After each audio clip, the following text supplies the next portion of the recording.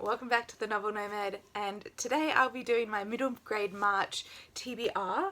Now middle grade March is in its third year, I believe. I have participated by reading like one or two like middle grade books in March, but this year I wanted to go the full hog because I am loving getting back into this purely magical world of middle grade reading. Now, it is run by Krista from Books and Jam and also Katie at Life Between Words. I will link their announcement videos down below. Go over and check them out. They're also doing a group read. I will not be participating in that because I don't already have the book on my shelf. I'm staying strict to that. But yeah, so I haven't got the book on my shelf. I'm sticking to only books that I already have, which I was easily able to fill up the 5 challenges. They're also doing a read-in that you could go check out on the announcement videos. I believe it's going to be happening probably mid to late March, but that will definitely be a fun little reading experience for middle grade readers. But let's start straight in with the challenges now. Challenge number 1 is a book with illustrations, and for this one I've picked Diana Wynne Jones' The Charmed Life. Now I came quite late to Diana Wynne Jones mainly because of the Studio Ghibli's Howl's Moving Castle, and I really only read the Howl's Moving Castle trilogy.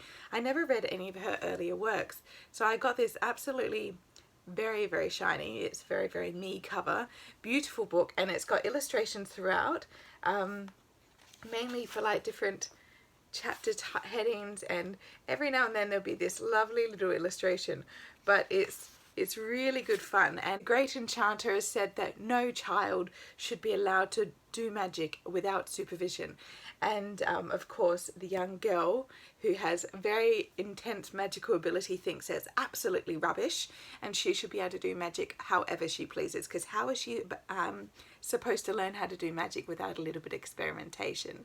And of course her brother, who doesn't have any magical ability at all, is basically powerless to stop her from running wild in all these magical abilities. So I'm really excited for this one. I just knew how beautiful her writing is from Howl's Moving Castle. Challenge 2 is a book about books or stories, and of course this one's so easy. It's Pages & Co.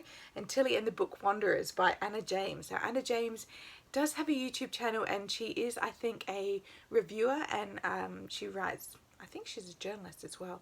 But yeah, so she wrote this absolutely gorgeous looking book, which also has illustrations throughout. So if you don't have one for your illustrations yet, you could definitely choose this one. Basically what this one is Tilly has always lived above her grandparents' bookshop, and one day she discovers that all her favourite book characters are alive and walking around the store, and she herself can book wander, which sounds amazing. That would have been so much fun to do. So it sounds quite whimsical and very bookish, so I cannot wait to get started on this one. Challenge number 3 is a mystery. So for me, the mystery will be The Republic of Birds by Jessica Miller. This is a new release from an Australian author, and it actually hasn't even come out yet, so that's why it is a mystery. It was gifted to me by the publisher, and I'm very excited to read it. I've heard nothing but good things from very trusted sources, and also it is set in like a 1920s style, like Russia, with fantastical magic and birds, and well, magical legendary birds. So I think it's going to be fairly up my alley. I'm pretty sure that I'm going to thoroughly enjoy this one. Next, challenge 4 is a book set in another country, and that is going to be The Old Nugget Heidi.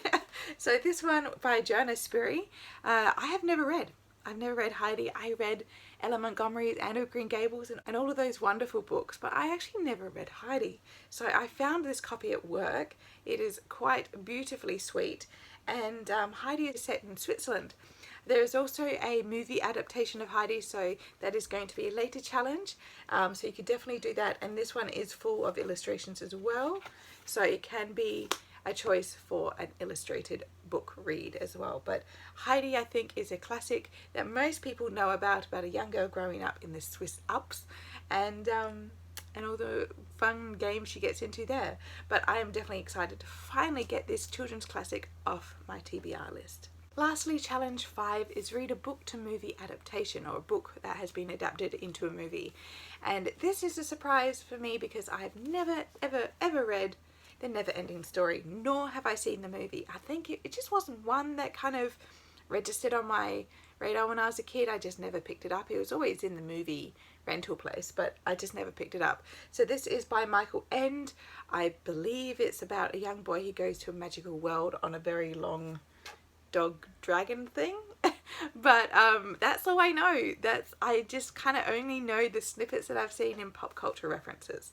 But it would be nice to also finally get this children's classic off my TBR shelf.